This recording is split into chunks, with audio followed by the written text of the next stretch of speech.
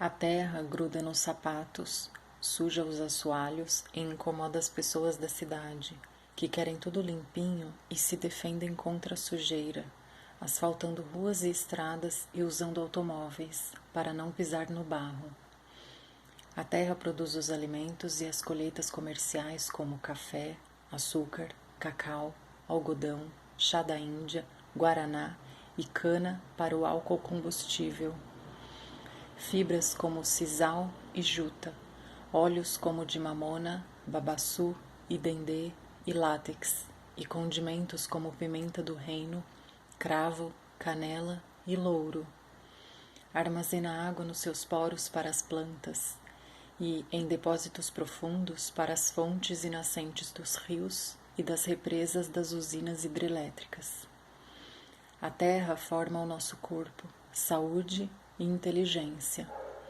Não porque a Bíblia conte que o homem foi feito de barro, mas porque um óvulo fecundado nunca formaria um corpo de nada. Ele fornece somente o padrão genético, segundo o qual se forma o ser vivo. Mas o corpo é constituído de minerais, e estes as plantas retiram da terra e os fornecem a todos os viventes. Do corpo decomposto ou cremado, resta somente um punhado de cinza, mineral. Antigamente nós a chamávamos com carinho de Mãe Terra, porque dela nasce e a ela volta o homem. E nos orgulhávamos de ser filhos da terra, porque o que somos, o somos por ela. Em terra sadia e forte, seremos fortes, sadios, dinâmicos e inteligentes. Mas quando ela é exausta, decaída, doente e devastada, nós, seus filhos, somos fracos, doentes e indolentes. Jecas Tatus. Estudamos muito para descobrir por que a inteligência da juventude decresce e os currículos escolares têm de ser cada vez mais facilitados. Destruímos a alma no barulho e nas drogas e destruímos o corpo com alimentação biologicamente incompleta e condimentada por resíduos tóxicos. Depois nos admiramos de que o circuito alma-cérebro não funcione mais. É a terra, portanto, que nos faz progredir ou cair na miséria, sentir bem-estar ou nos arruinarmos, sermos poderosos e gloriosos ou submissos e escravos. Lembram-se dos povos que sumiram da história? Dos sumérios, egípcios, etruscos, gregos, romanos, incas, astecas, mongóis e hunos? Foram arrasados porque se esqueceram dos campos. Um grande presidente dos Estados Unidos, Abraham Lincoln, disse: destruam cidades e conservem os campos, que as cidades ressurgirão. Destruam os campos e conservem as cidades, e estas sucumbirão. Cidades vivem do campo, não adianta, é a terra que as mantém. Quando a terra era jovem, vigorosa e virgem, uma vegetação exuberante a cobria e flores a enfeitavam. As árvores lhe davam sombra e as plantas com suas raízes a abraçavam carinhosamente e estendiam macia manta de folhas. Estava abrigada e protegida, zelada e amada.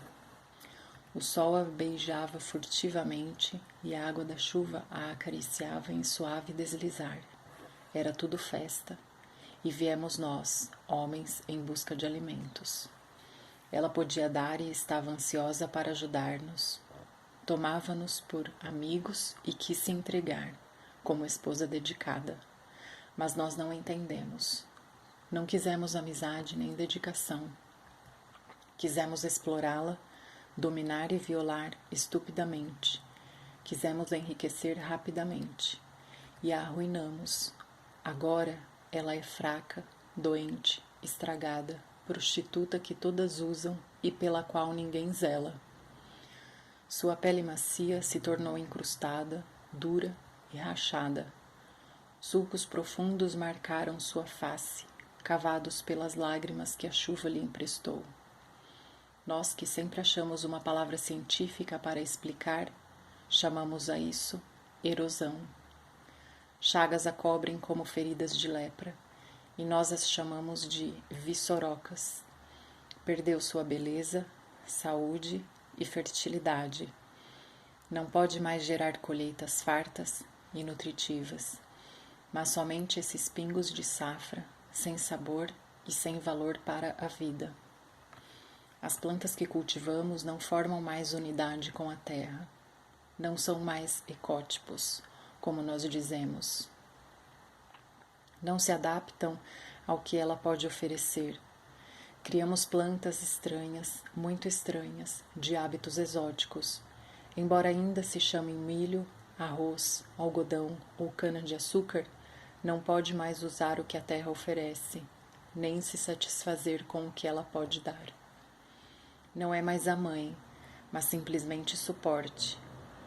Temos de adaptá-la às nossas culturas, que não são mais amigas, e sim orgulhosas, desinteressadas, até hostis. E nos orgulhamos de nosso trabalho genético e de nossos híbridos. Até as chamamos de HRV, ou variedades de alta resposta. Variedades que, na verdade, apenas suportam elevadas quantidades de adubos. A terra que, rindo, dava colheitas fartas, de repente não presta mais. É coberta com quantidades excessivas de calcário e salgada com adubos ácidos e agressivos. É compactada com máquinas pesadas e deixada nua, exposta ao sol abrasador e ao impacto de chuvas violentas. Banhada com fedorentos venenosos, as plantas amigas não nascem mais. Justo as que queriam curar suas feridas, revigorar sua vida e equilibrar os nutrientes. Mas nós, homens, não permitimos. Quem quer bem a terra, nós perseguimos. A terra sente calor. Sua temperatura raramente fica abaixo de 42 graus, o que é demais para ela. Anda até 85 graus. Ao invés de cultivar plantas, parece que pretendemos assá-las. Água quente, as plantas não conseguem beber, e a água que a terra guardou para elas, o sol faz evaporar e o vento leva, numa folia louca, e o vento veio após a derrubada da mata. A mata foi o termostato da natureza, atraía a chuva. Agora não há mais o que a atraia. Só chove quando as nuvens ficam pesadas, aguaceiros. A terra não pode se defender contra sua força. A água, em lugar de entrar suavemente pelos poros, agora escorre, dá enchente e depois vem a seca. A terra quente não atrai chuva. Aquece o ar que sobe a até 80 km por hora, empurrando as nuvens para cima.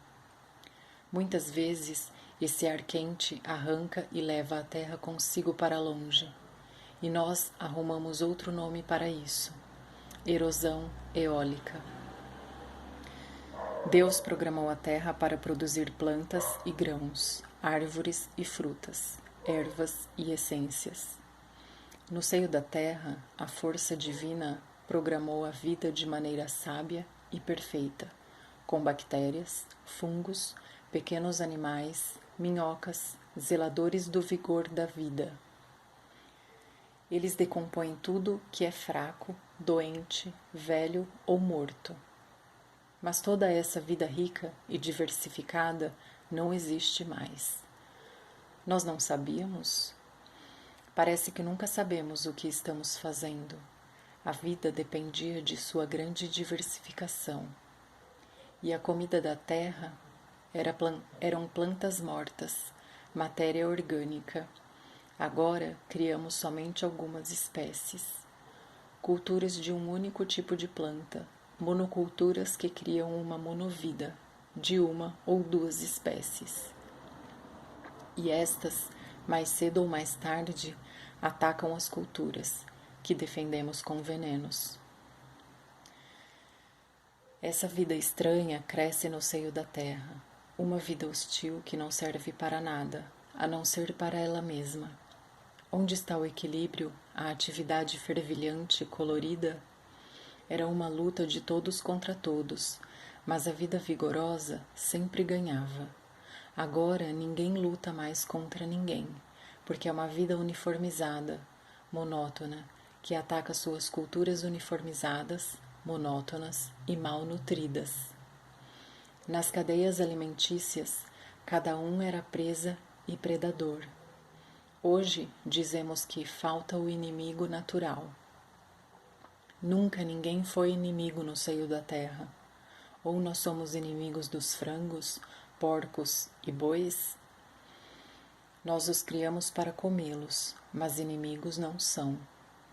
Quebramos as cadeias alimentícias e, assim, criamos pestes e pragas. É admirável quantos insetos e fungos são capazes de mudar seus hábitos e viver de plantas vivas, mas não tão vivas.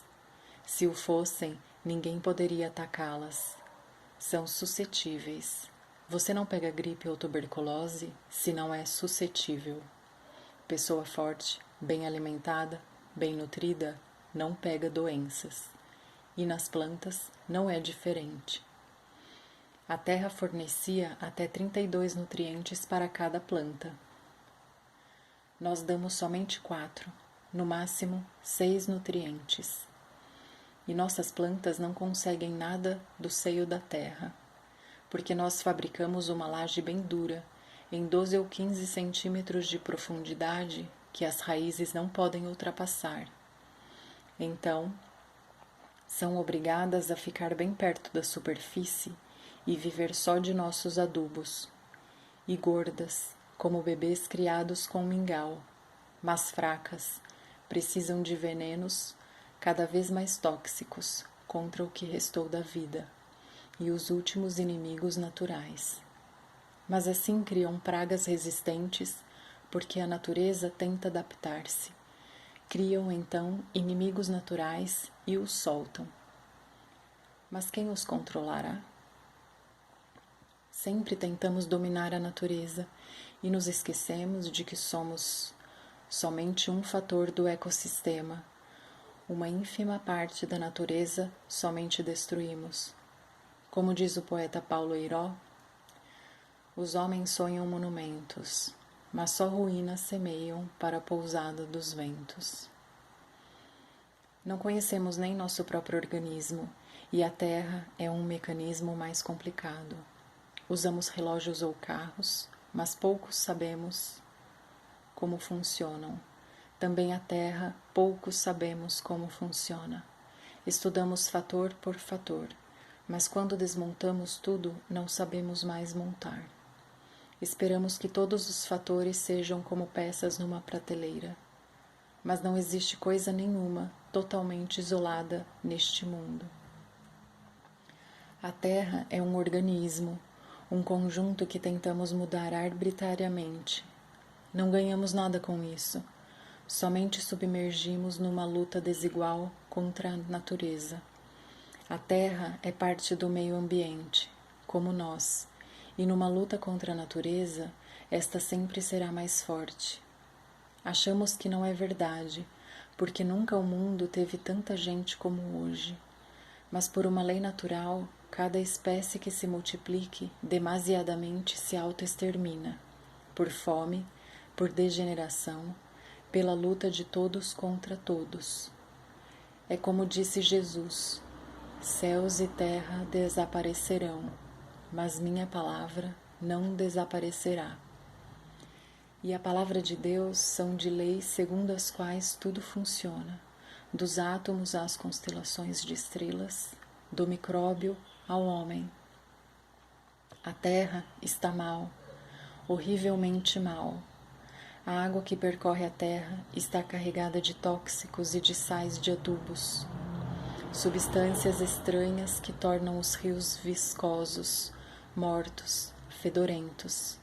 Antiga fonte de vida e fertilidade, os rios atualmente trazem a morte por onde passam. Nós pensamos que se ela, a terra, estiver arruinada, aí existe ainda a saída para o mar. E como podemos esquecer que a vida no mar depende da vida na terra? O mar não é um pote cheio de peixes, mas um imenso deserto aquático, somente habitado onde chega o humus da terra, e onde a terra está estragada, o mar é morto. O que fizemos da terra, mãe gentil, agora tornada campo de batalha? E ela é ainda responsável por nossos filhos. A terra que estragamos não é nossa, mas apenas emprestada de nossos filhos. Da terra dependemos nós e nossos descendentes, sua vida ou morte. Com a terra luta toda a natureza. Se um embaixador chega a um país, ele é tão forte como a nação que representa, e a terra representa a natureza, o universo, a vontade de Deus. Poder ser a amiga que leva ao progresso e ao bem-estar, mas se a maltratarmos, a natureza nos destrói.